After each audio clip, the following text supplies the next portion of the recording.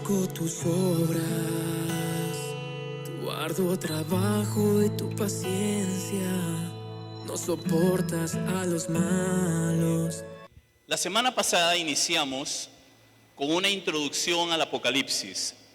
Ya vimos que el Apocalipsis no es un libro para dar miedo, no es un libro que fue escrito como un código secreto para que solo los expertos lo estudiaran, sino que era un libro para la iglesia que estaba pasando una situación difícil, persecución, y se venía una persecución más brutal para la iglesia del Señor. En ese contexto es cuando el Señor revela estas cosas a Juan, y Juan, para que Juan la transmita a la iglesia del primer siglo. Son 7 congregaciones históricas, existieron, pero que representan la totalidad de la iglesia del Señor, de tal manera que los mensajes dados a la iglesia, a las 7 iglesias, es un mensaje para la iglesia del Señor, la totalidad de la iglesia, en todos los tiempos y en todo lugar. Y hasta el día de hoy, esas cartas nos siguen hablando. Apocalipsis nos sigue hablando. Y como decía anteriormente, no es un libro para dar miedo. Ese no fue el objetivo. Hablar de cosas simbólicas que hay ahí y tomarlas como literal es un error. Totalmente un error a la hora de interpretar o de acercarnos al libro de Apocalipsis.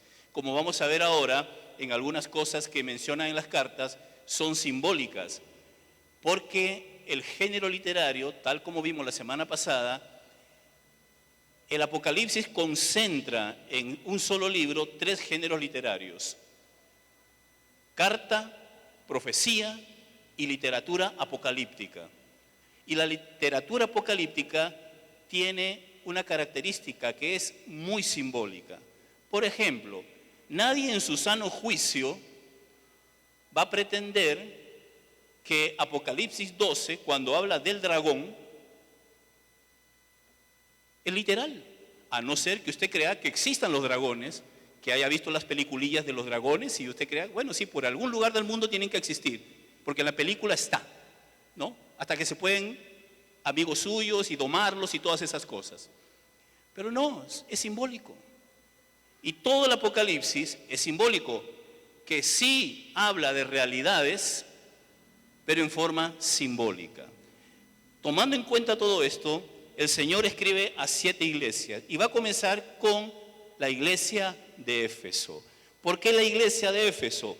Porque la iglesia de Éfeso era la más importante en la región de Asia y competía en importancia con 2 ciudades, Alejandría en Egipto y Antioquía. Bueno, Éfeso era una ciudad muy importante y era, por decirlo de alguna manera, la madre de todas las iglesias, porque era muy importante. Y por eso comienza con la iglesia de Éfeso. Muy bien, era la iglesia o la región más rica de ese sector, y ahí estaba el templo a Artemisa o Diana de los Efesios, mencionada en Hechos capítulo 19, en donde se arma un alboroto justamente por esto, porque Pablo estaba predicando contra la idolatría y ahí vendían los templecillos hechos a Diana de los Efesios. Bueno, y eso generaba mucha riqueza y había mucha peregrinación. Religiosamente era muy importante. Entonces, bueno, por eso es que se le escribe primero a la iglesia de Éfeso. Una iglesia que tenía una historia muy importante. ¿Por qué? Porque el mismo apóstol Pablo fue quien fundó esa iglesia. Estuvo ahí 3 años, según Hechos capítulo 19 y 20. Ahí está mencionado lo que él hizo allí. Durante 3 años estuvo predicando, enseñando todos los días a la iglesia de Éfeso.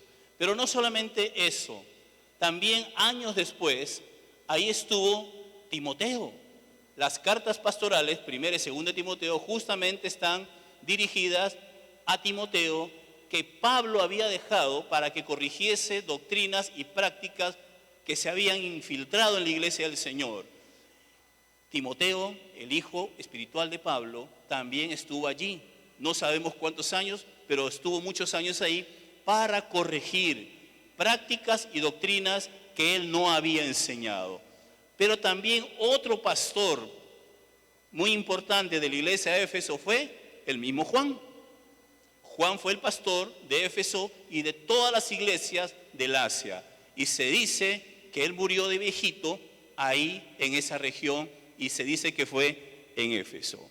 Ahora bien, ¿qué le dice el Señor a la iglesia de Éfeso? Antes de iniciar, todas las cartas, las 7 cartas, tienen una estructura. Una presentación del Señor en el primer verso, en donde se describe algo de lo mencionado en el capítulo 1.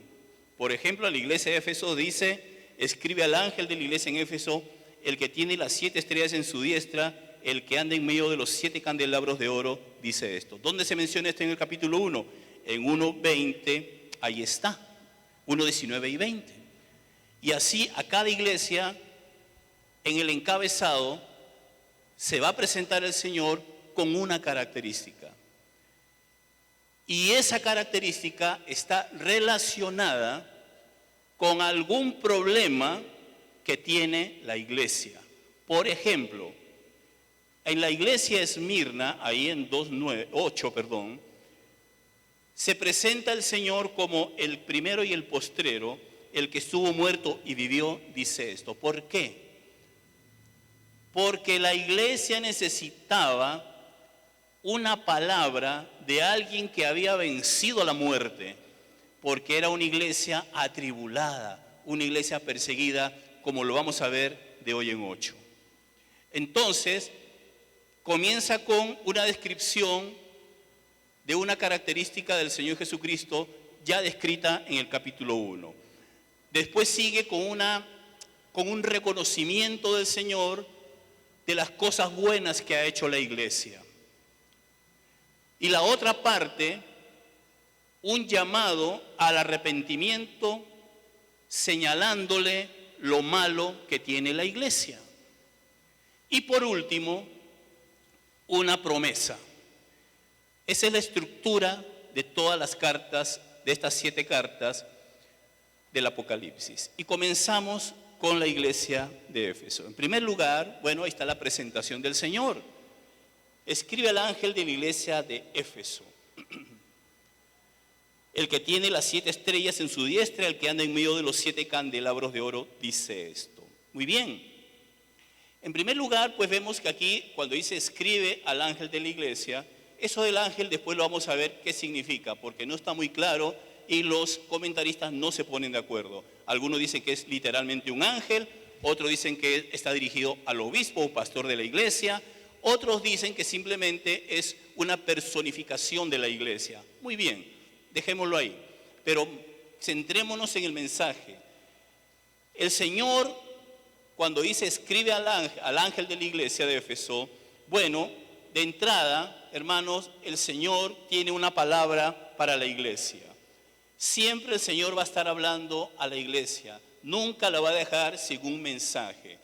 Cierto, ahora ya no es un mensaje dado por hombres, como en el Antiguo Testamento, por los profetas, o como en el Nuevo Testamento, los escritores del Nuevo Testamento y los apóstoles que establecieron doctrina. Un paréntesis aquí. Nosotros somos una iglesia apostólica, no porque tengamos apóstoles. Ahora, si usted cree en ellos, pues allá usted. A la salida nos vemos, ¿verdad? Ahí hablamos, ¿no? O venga a la escuela de obreros y hablamos también. Pero al estilo de los 12, hermanos, que quede claro, ya no hay. Somos iglesia apostólica. ¿Por qué? Porque somos fieles al mensaje que los apóstoles nos dejaron aquí. Aquí está todo. En ese sentido, somos apostólicos, porque aquí está lo que ellos recibieron del Señor y nos dejaron por escrito su instrucción.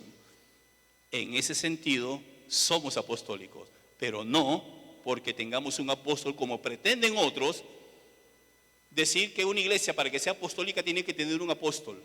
No, hermanos, desechen eso. Eso no es cierto. Siempre va a haber una palabra del Señor y ese mensaje lo vamos a tener aquí, su palabra. Por eso me gusta ese cántico cuando los muchachos cantan acerca de la palabra del Señor.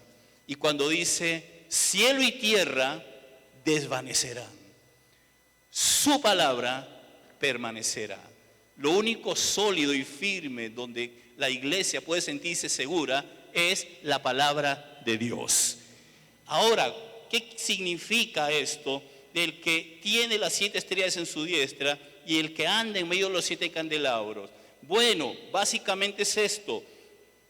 El que tiene en su diestra las 7 estrellas, o sea, la iglesia misma. Él sostiene a su iglesia. Él sostiene a la iglesia del Señor desde su fundación.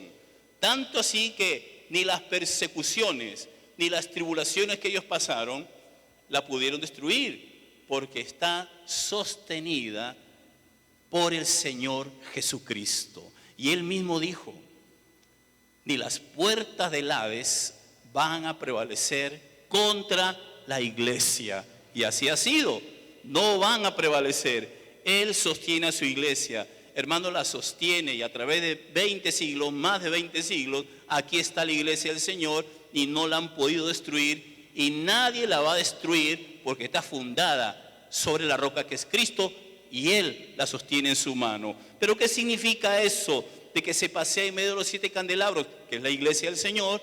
Bueno, su presencia en la iglesia está asegurada. Hermanos, Él mora en medio de nosotros. Él mora en su vida. Y cuando decimos Él mora en medio de nosotros, no estamos diciendo que solamente cuando nos reunimos Él está aquí. No. Ese es un error garrafal pensar que la presencia del Señor está en medio de nosotros solamente cuando nos reunimos. No. Usted y yo somos iglesia, ¿no es cierto? Y si no, levante la mano para orar por usted de una vez. Somos iglesia, nos reunimos aquí para 2 cosas, para adorar en comunidad y para recibir el mensaje en comunidad. Pero seguimos siendo iglesia cuando usted va a su casa, cuando va a estudiar, cuando va a trabajar. Ahí también está la presencia del Señor, porque está en usted. Ahí está. Seguimos siendo iglesia, somos iglesia en donde estemos. De ahí que se demanda de nosotros que representemos bien a Cristo en nuestras vidas.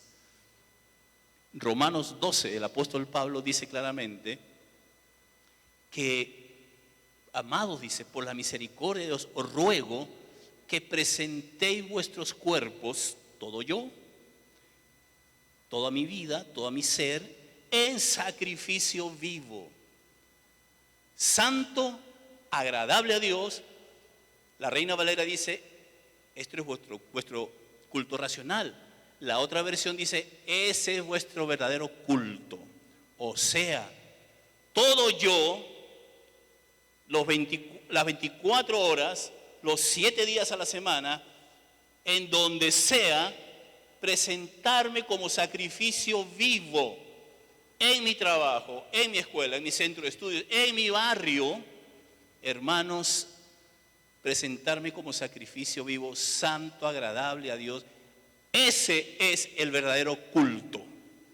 Aquí adoramos al Señor y le rendimos culto, cierto, pero aquí y afuera debe ser igual. Entonces, se presenta como el que sostiene a su iglesia, pero también como el que se pasea en medio de ellos, y si se pasea en medio de ellos, la conoce muy bien, como vamos a ver ahora. Los versículos 2 y 3 y el versículo 6 viene la segunda parte. La segunda parte es cuando él habla y reconoce lo bueno que hace la iglesia. Dice el texto: conozco tus obras y tu arduo trabajo y paciencia, y que no puedes soportar a los malos y has probado a los que se dicen ser apóstoles y no lo son y los has hallado mentirosos. Y has sufrido y has tenido paciencia y has trabajado arduamente por amor de mi nombre y no has desmayado. Y el versículo 6 dice, pero tienes esto, que aborrece las obras de los nicolaítas, las cuales yo también aborrezco. El Señor conoce a profundidad su iglesia. Conozco tus obras. Al Señor no lo podemos engañar, hermanos. Aquí podemos presentarnos, como digo yo, a veces en broma, en serio, con cara de domingo. No, mírense cómo están ustedes, con una cara de santidad increíble. A mí me admiran, ¿no? Pero el Señor realmente nos conoce como somos. Tanto así que el Señor sí le reconoce sus obras. Conozco tus obras. Y le dice lo bueno. Ejemplo de duro trabajo. Vea qué iglesia, hermanos. Y seguramente con alguna de estas cosas, la iglesia Vida Nueva nos vamos a identificar. Porque dice, era un ejemplo de trabajo duro. Era un ejemplo de perseverancia. Era un ejemplo de sufrimiento por amor del nombre de Cristo. Y era un ejemplo de celo por la sana doctrina. Porque dice, has probado a los que se dicen ser apóstoles y no lo son, y los has hallado mentirosos. Bueno, hermanos, ¿quién no quiere una iglesia de estas? Uno diría, qué raro que el Señor se queje de esta iglesia si vean todo lo que hace. Vean lo que está haciendo. Trabajo duro, perseverancia, sufrimiento por la obra y celos por la sana doctrina. Modelo de iglesia. Pero ¿saben qué, hermanos?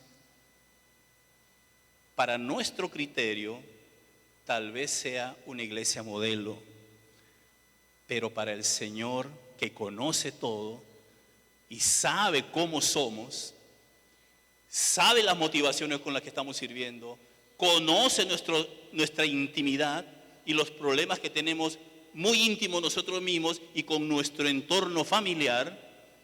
Él sabe realmente lo que somos y cómo somos.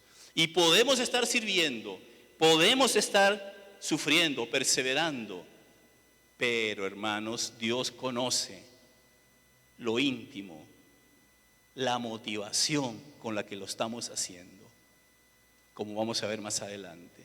Entonces sí era una iglesia que a los ojos de los demás, pues sí era una iglesia modelo. Pero bueno, pasemos a la otra parte. En los versículos 4 y 5, aquí el Señor va a censurar la falta de la iglesia y va a hacer un llamado al arrepentimiento. Los versículos 4 y 5, y aquí comienza con un pero. Siempre los peros, o la palabra sin embargo, o la palabra más, son contrastes. Y comienza con esto, pero tengo contra ti que has dejado tu primer amor. Recuerda por tanto de dónde has caído y arrepiéntete y haz las primeras obras, pues si no vendré pronto a ti y quitaré tu candelabro de su lugar si no te hubieres arrepentido. La censura por estas cosas.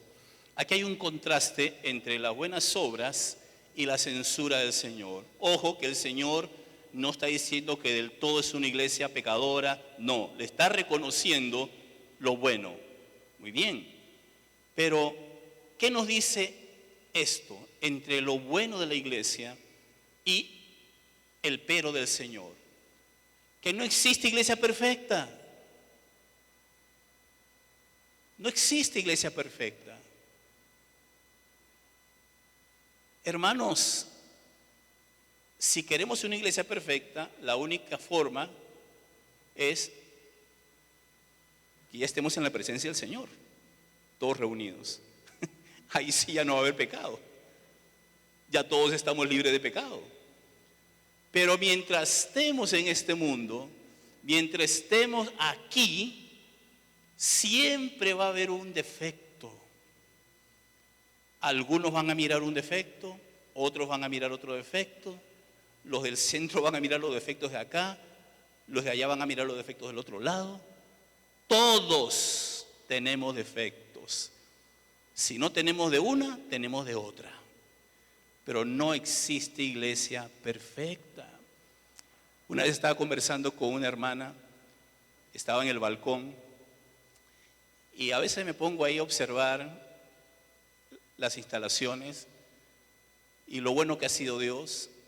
Y estábamos conversando de los problemas que cada familia tiene. Y yo le digo, vea, le digo, imagínese que cada familia tiene problemas. Todos tenemos problemas, ¿cierto? Si no tiene problemas, avíseme para que me aconseje, porque yo también tengo problemas. Y necesito saber cómo hace usted para no tener problemas. Pero todos tenemos problemas. Ahora le digo, ahora imagínense 30, 40 familias reunidas aquí, cada una con sus problemas. Y me dice, uy, Paz, me dice, la tiene fea, me dice. Yo no, el Señor, yo oro, pero las cargas yo se las dejo a Él. Yo se las dejo a Él, porque no podría, humanamente no podría, no se puede. Lo que hago es venir aquí o allá, o cuando las hermanas son aquí, y yo le digo, Señor, el problema de mi hermana, el problema de mi familia, el problema de tal persona, pastor, ore por mí por esto, ahí se los entrego al Señor. Porque, hermanos, no se puede. No hay iglesia perfecta. Aun cuando la iglesia tenga muchos atributos, siempre tendrá defectos. Si no, mírese a usted mismo. Mirémonos a nosotros mismos. ¿No es cierto que tenemos defectos? ¿O no? Tenemos. Pero son defectos que mientras estemos aquí y tengamos como modelo a Cristo, son perfectibles a la luz de la palabra y de la guía del Espíritu Santo. Porque tampoco, bueno, algunos se agarrarán de ahí y dirán, bueno, nadie es perfecto. Bueno, entonces se queda cómodo con su defecto. Y no, esa no es la idea. La idea es que el modelo a seguir es Cristo y diariamente nosotros, hermanos, nos asemejemos a Cristo teniendo como guía su palabra y la guía del Espíritu Santo. Entregar nuestros defectos al Señor para que Él haga en nosotros y nos perfeccione día con día. Ahora aquí viene la queja del Señor más importante. Has dejado tu primer amor. Has abandonado tu primer amor. Bueno, ¿en qué momento la iglesia de Éfeso abandonó su primer amor? Vea que tuvo al mejor pastor, al mejor maestro que la iglesia pudo haber tenido. Fue fundada por el mismo apóstol Pablo. Pablo estuvo 3 años ahí enseñándole día a día, a tal punto que cuando él llama a los ancianos de la iglesia para despedirse en Hechos capítulo 20, él dice algo muy interesante. Él dice, no he rehuido anunciaros todo el consejo de Dios. Qué maestro, qué pastor, qué calidad de pastor y de maestro tuvo la iglesia de Éfeso. Sin embargo, en el tiempo, unos años después, se desvió y tuvo que dejar a Timoteo para que corrija ciertas cosas. 1 Timoteo 1:3, ahí está. Como te rogué que te quedaras en Éfeso, Timoteo, para que corrijas, para que le digas a la iglesia que no enseñe cosas de estas. Timoteo, otro excelente pastor, pero también tuvo a Juan, al apóstol. Vea qué calidad de pastores.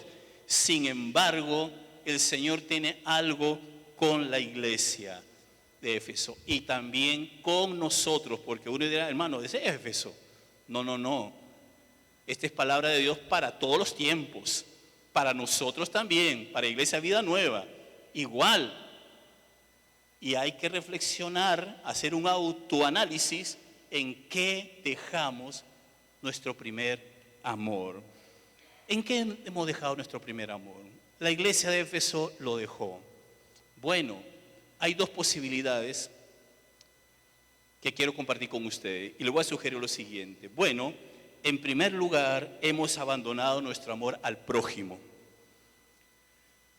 Nuestro amor al prójimo. Comenzando con nuestra familia, cónyuge, hijos, padre, madre. Tenemos que reconocer que siempre debemos hacernos un autoanálisis, una autocrítica a la luz de la Biblia y bajo la guianza del Señor, del Espíritu Santo, en cómo estamos con nuestra relación, con nuestro entorno, con nuestro núcleo familiar. Porque yo puedo estar sirviendo, porque yo puedo decir, como dice la iglesia, le dice el Señor a la iglesia, tu arduo trabajo, paciencia, no puedes soportar a los malos, has probado a los que se dicen ser apóstoles y no lo son y los has hallado mentirosos, pero en mi entorno íntimo, con mi esposa, con mi esposo, o sea, hablando de mujeres, ¿verdad? ¿Qué? ¿Cómo estamos? Y esto no solo de aquí, hermanos, esto es de toda la iglesia.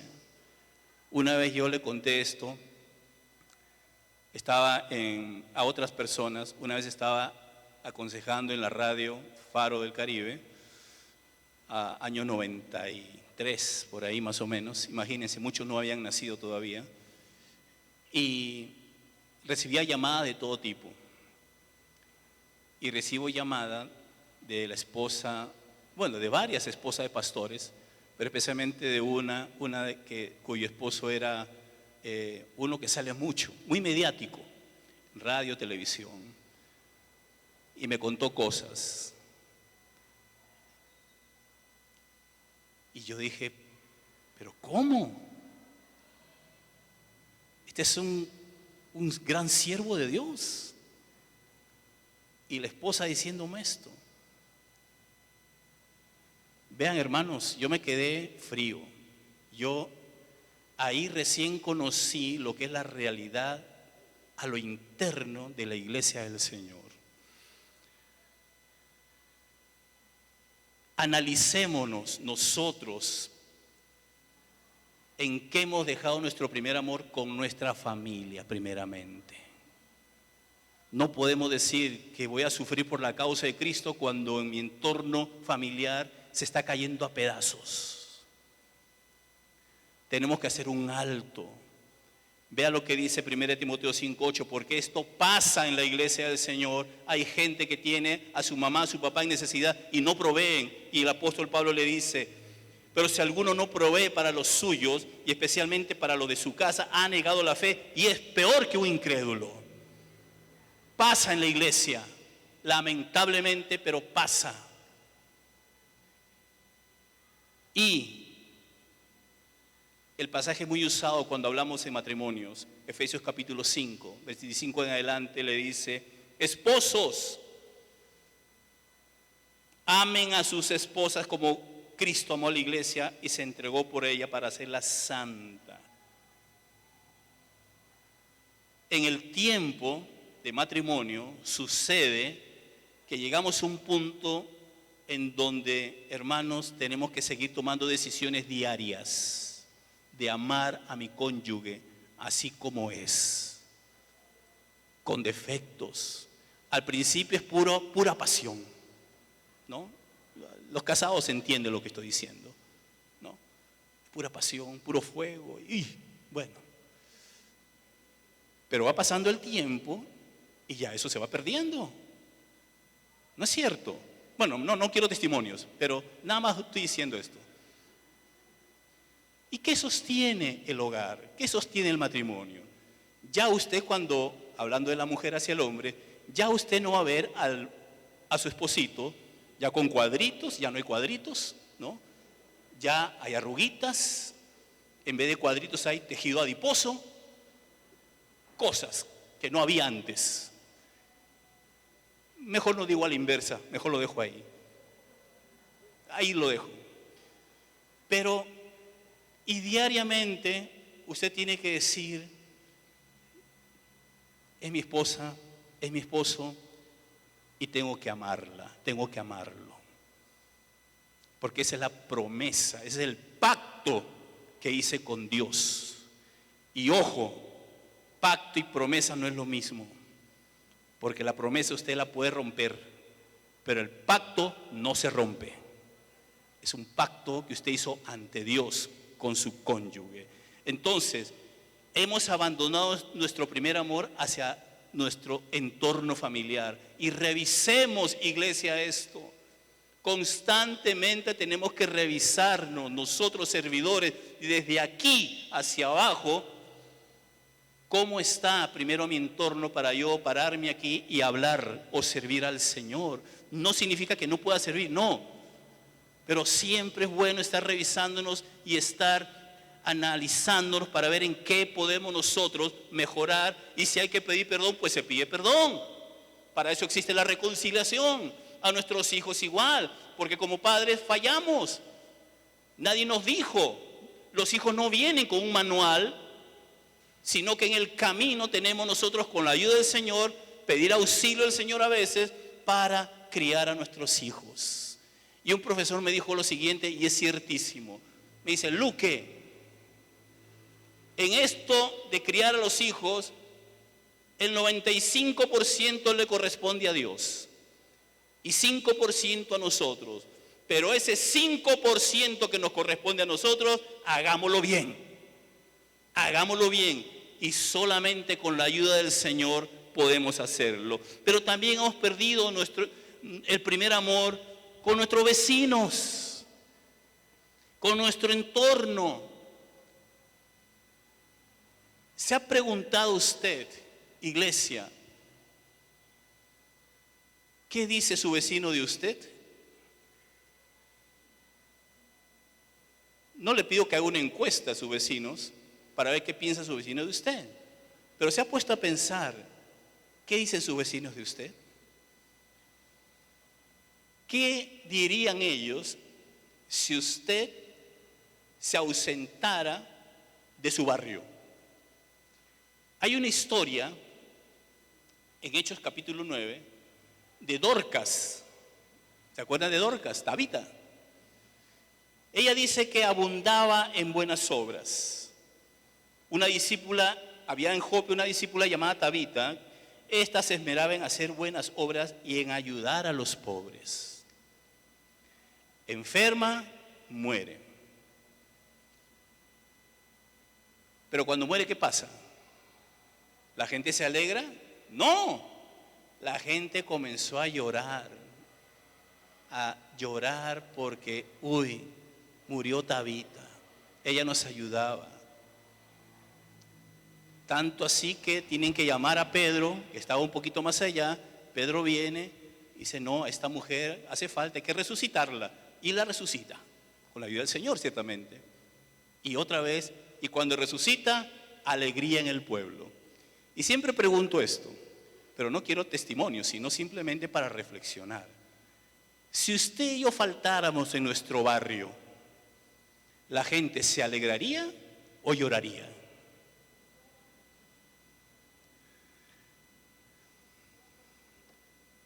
Qué tremendo, ¿verdad? Diría, qué dicha que se fue, ¿no? Pero claro, como no hay muerto malo, diría, pobrecito, al final eres una buena persona, ¿no? Pero, ¿me entiende lo que estoy diciendo? ¿O me dejo entender, hermanos? Hemos perdido el amor por nuestro entorno, por nuestro prójimo, cuando la iglesia surgió, hermanos, en un ambiente de comunidad, de ayuda al prójimo. Y el Señor Jesús lo dejó como ejemplo, porque Él cuando iba al lugar donde iba, suplía las necesidades de la gente, no solamente espirituales, sino también materiales. Pero también hemos perdido el primer amor con nuestros hermanos de la fe.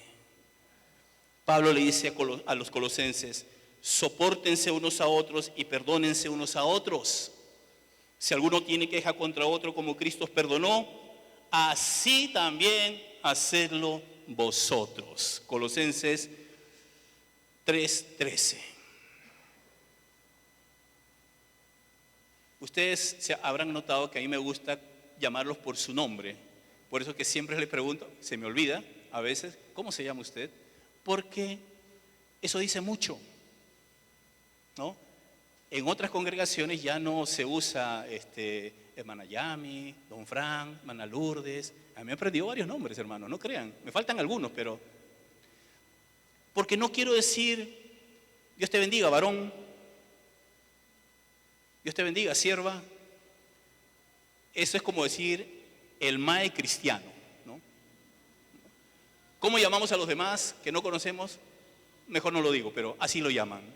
En la iglesia no decimos eso, pero tenemos uno que suple eso y es, ¿qué varón? ¿Qué sierva? ¿Qué dice eso? No nos queremos conocer, no nos conocemos, no quiero compartir con mi hermano, no quiero compartir con mi hermana. Si Cristo murió por nosotros, somos hermanos los unos de los otros, ¿no es cierto?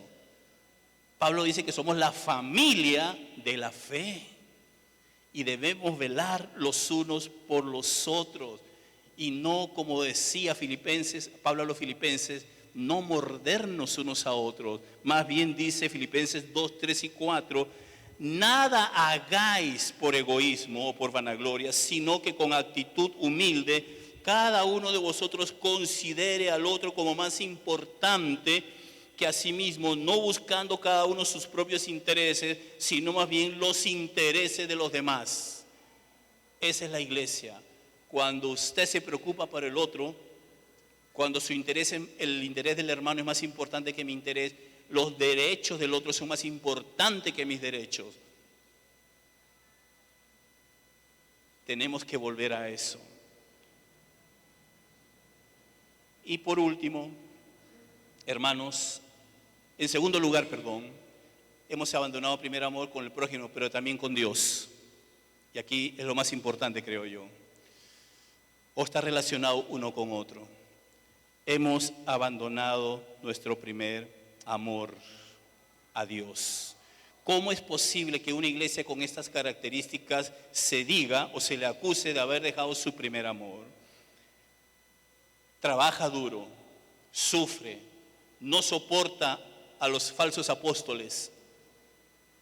¿Qué pasó? Sugiero lo siguiente. Aquí tiene que ver con la motivación con la que estamos haciendo las cosas para Dios.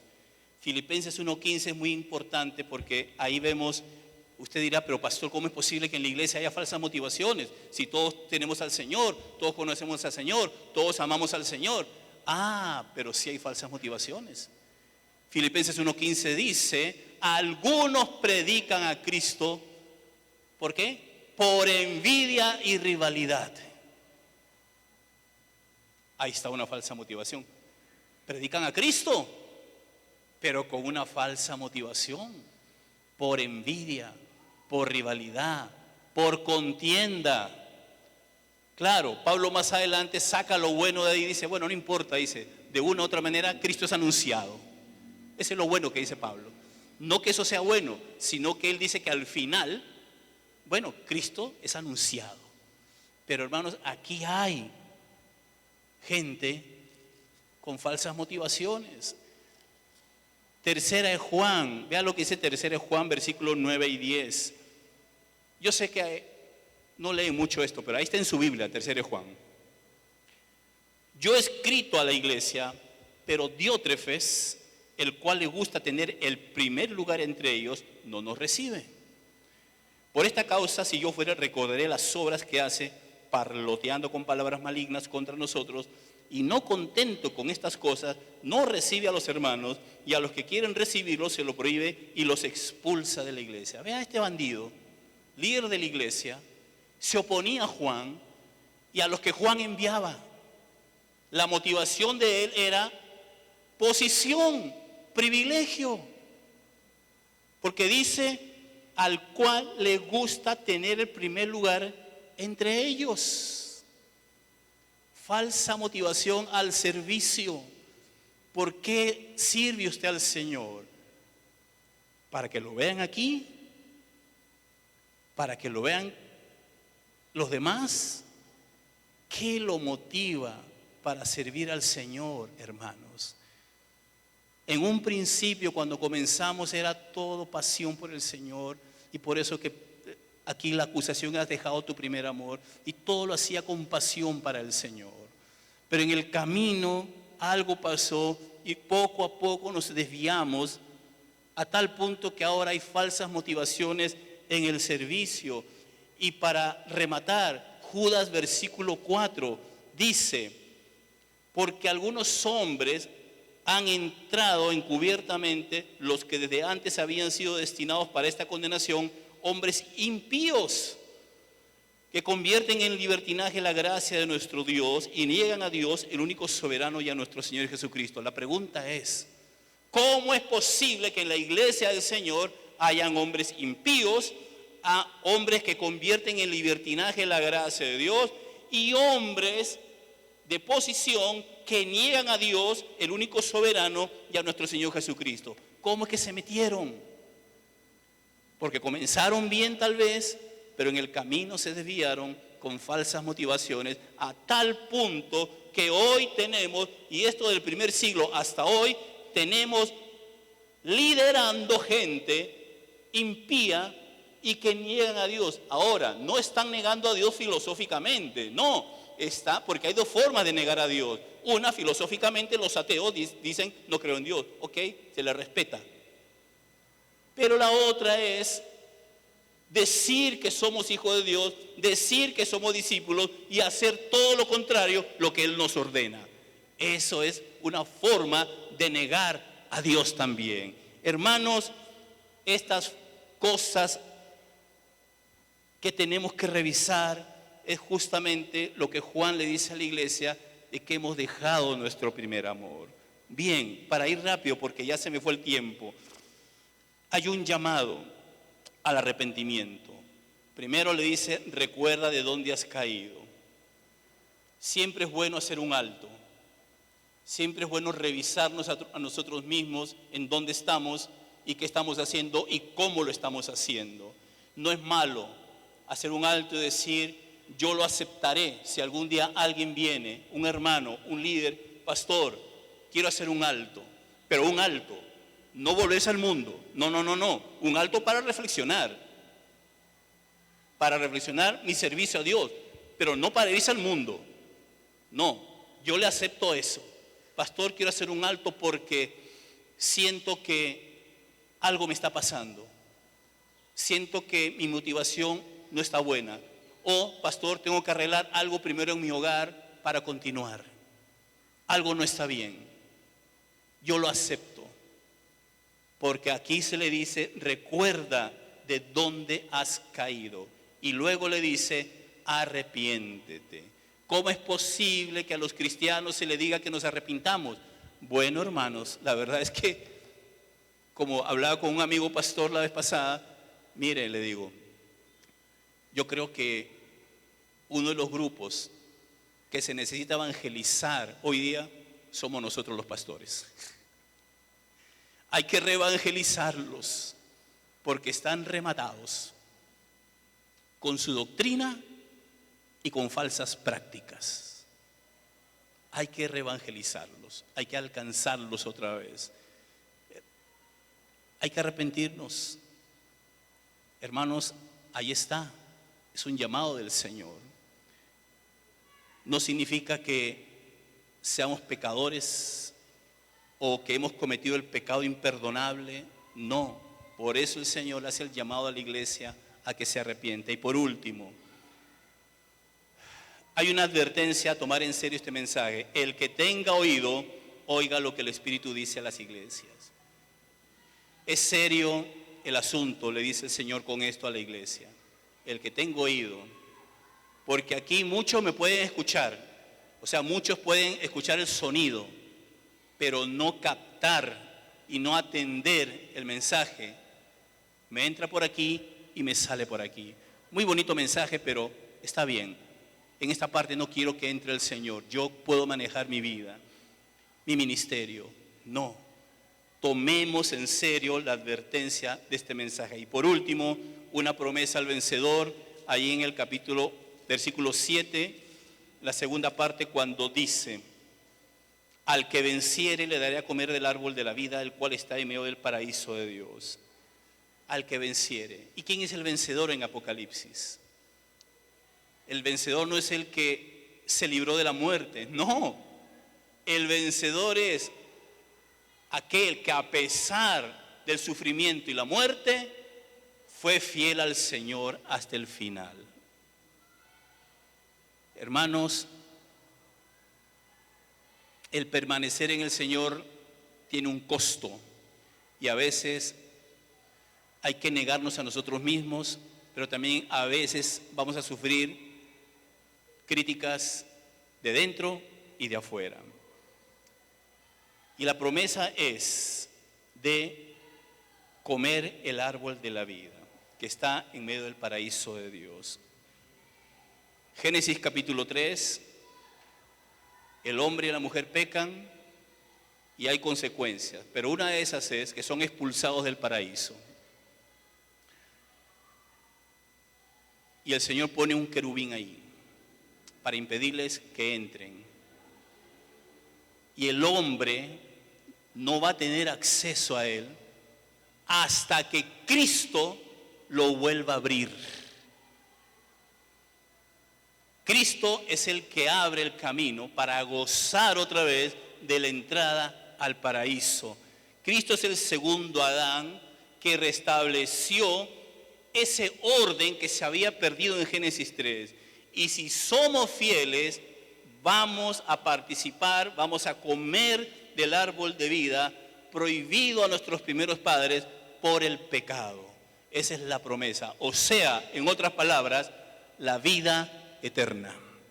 Pero si somos fieles. Pongámonos de pie, hermanos.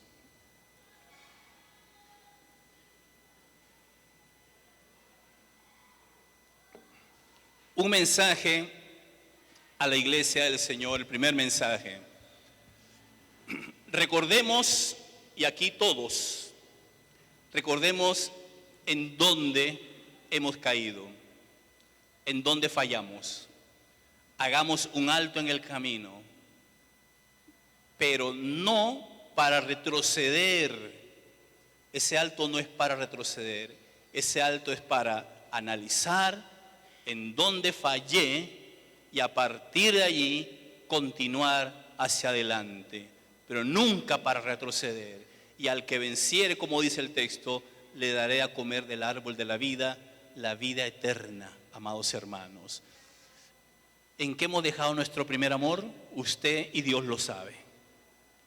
Usted, nosotros, usted personalmente y Dios sabemos, conocemos. Hemos dejado nuestro primer amor con nuestros prójimos, principalmente con nuestra familia, con nuestro entorno. ¿En qué hemos fallado?